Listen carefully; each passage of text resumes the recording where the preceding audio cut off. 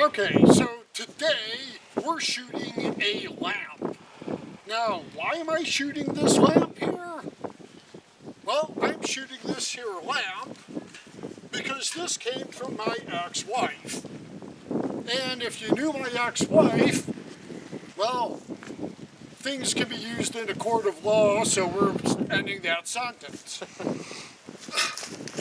We've got a 308.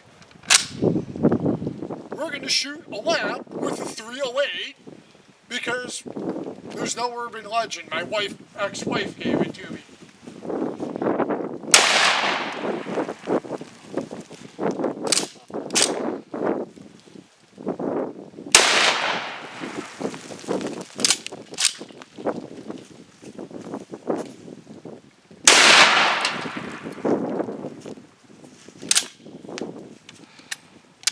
So that's what happens if you shoot a lamp from your ex-wife with a 308.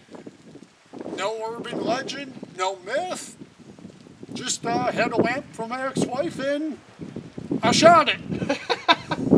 Yeah, okay. And that's cut.